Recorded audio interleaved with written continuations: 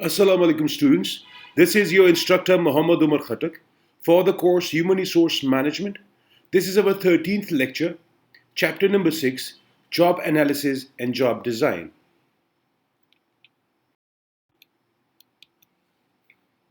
Job Analysis and Design. Job Analysis. Organizations have evolved because the overall mission and objectives of most institutions are too large for a single person to accomplish. Consequently, the organization must have a systematic way to determine which employees are expected to perform a particular function or task that must be accomplished. The cornerstone of the organization is, therefore, the set of jobs performed by its employees. These jobs, in turn, provide the mechanism for the coordinating and linking the various activities of the organization that are necessary for success. As a result of studying understanding job through process known as job analysis is a vital part of HRM program. Job analysis provides answers to the questions such as these. How much time is taken to complete important tasks?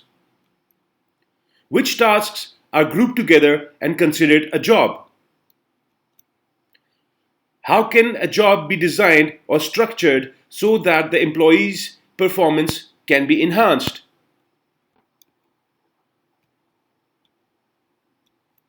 What kind of behaviors are needed to perform the job?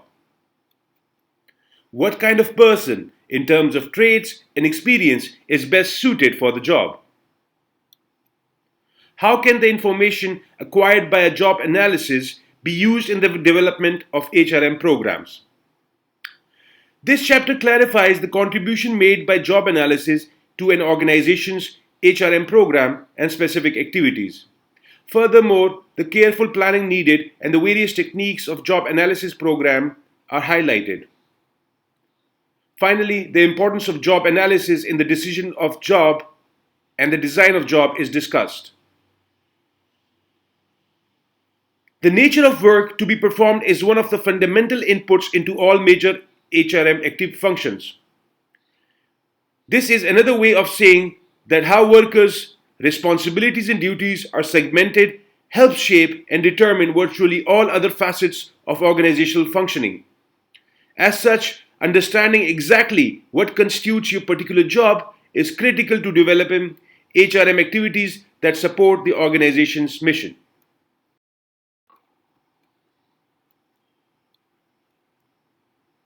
The vocabulary of job analysis. Before considering the process and techniques involved in job analysis, one should learn the language of work analysis.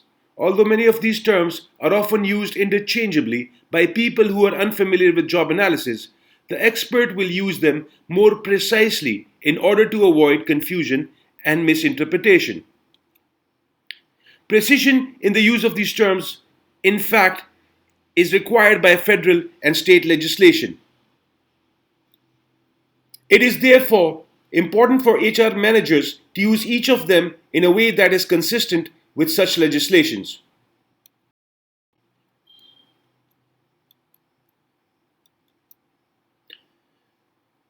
The following definitions are consistent with those provided by the US Employment Services and US Office of Personnel Management. Job analysis. A systematic process of gathering, documenting, and analyzing information about the content, context, and requirements of a job. Job description. The principal outcome of a job analysis. It represents a written summary of the job as an identifiable organizational unit.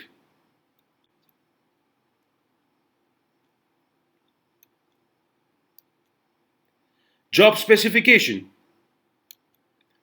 A written explanation of the knowledge, skills, abilities, and other characteristics KSAOAS necessary for effective performance on a given job.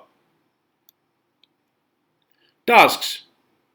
Coordinated and aggregated series of work elements used to produce an output, for example, a unit of production or service to a client.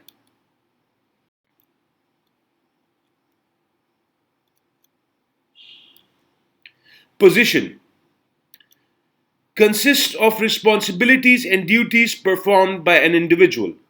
There are many positions in an organization as there are employees. Group of positions that are similar in their duties, such as computer programmer or compensation specialist. Job family, group of two or more jobs that have similar duties. The steps of job analysis.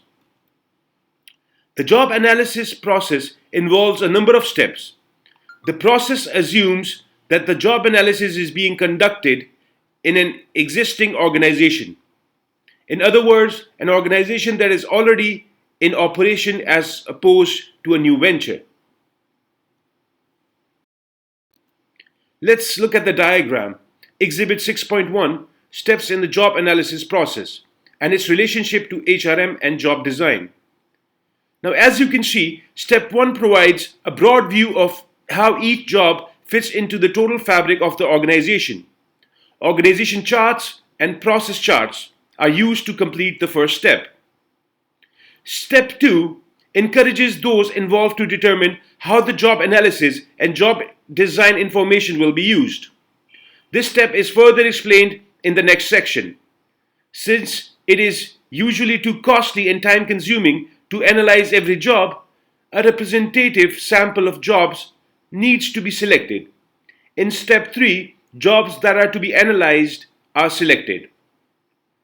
Step 4 involves the use of structured job analysis techniques. These techniques are used to collect data on the characteristics of the job, the required behaviors, and the characteristics an employee needs to perform the job.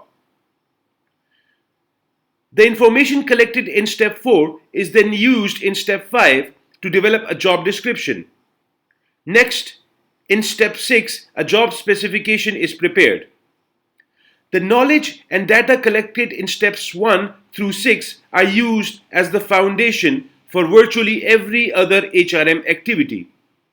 As shown in Exhibit 6.1, these include activities such as recruitment, selection, training, performance evaluation, and compensation. The information gathered during the job analysis is essential to each of these. As is also shown in the exhibit, the information gathered is used in job design and redesign, which are discussed in detail later in the chapter.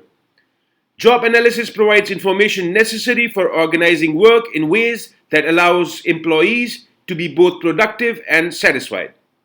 Finally, information from job analysis can be used in an organization's follow-up evaluations of its job design. At this step, it is important for an organization to evaluate its efforts and determine whether the goals of productivity and satisfaction are in fact being achieved. The uses of job analysis. HR managers, specialists, and managers in general know that job analysis has many uses. Some of these individuals now believe that there is no longer even a choice about whether job analysis should be conducted. Administrative guidelines accompanying various civil rights and equal opportunity laws and judicial recommendations are clear.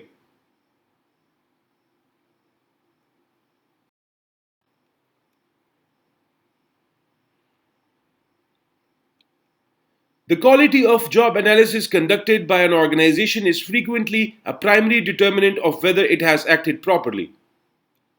On the basis of these court decisions, a good job analysis must provide the following if it is to be viewed favorably. It should yield a thorough, clear job description.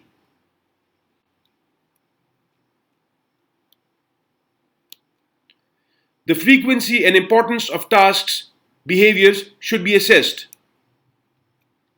It must allow for an accurate assessment of knowledge, skills, abilities, and other characteristics required by the job. It must yield information about the relationship between job duties and these KSAOs. That is, it must clearly determine which KSAOs are important for each job duty.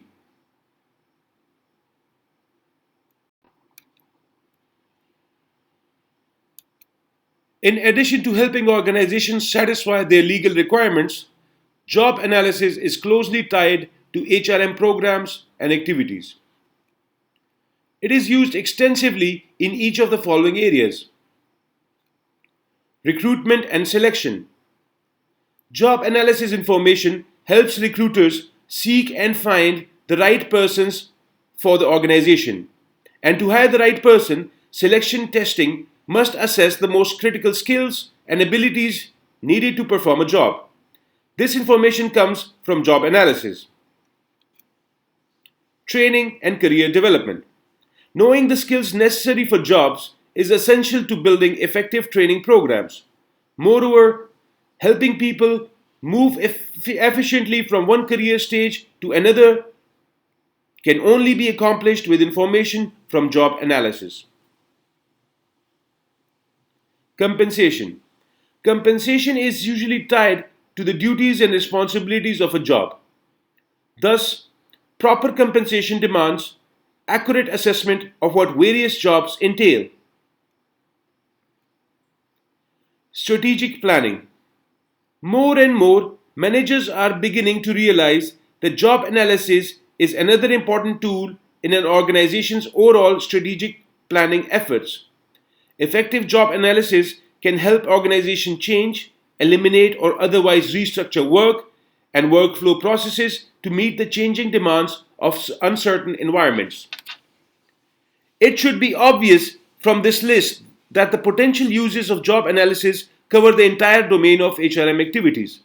It is in fact difficult to imagine how an organization could effectively hire, train, appraise, compensate, or utilize its human resources without the kinds of information derived from the job analysis.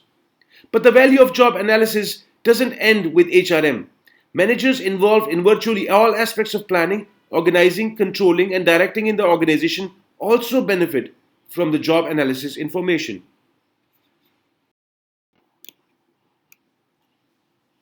Who should conduct job analysis? The steps spelled out in Exhibit 6-1 suggest that care and planning are important features of any job analysis. Part of that planning should involve carefully choosing the people who will conduct the analysis. If an organization has only an occasional need for job analysis information, it may hire a temporary job analyst from outside.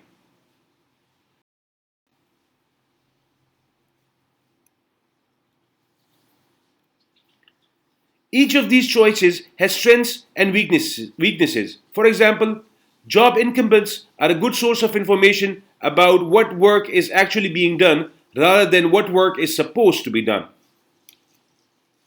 Other organizations will have job analysis experts employed full time.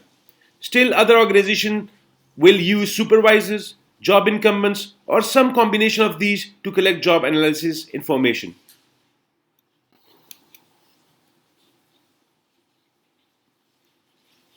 Job analysis should describe the work activities of a job independent of any personal attributes of a given job incumbent, because incumbents tend to exaggerate the responsibilities and importance of their work. This objectivity might be difficult to achieve when incumbents conduct the job analysis. Thus, the choice of who should analyze a job depends on many factors, including the location and complexity of the jobs to be analyzed, how receptive incumbents might be to an external analyst, and the ultimate intended purpose of the results of the analysis. This would be the end of the discussion. Thank you.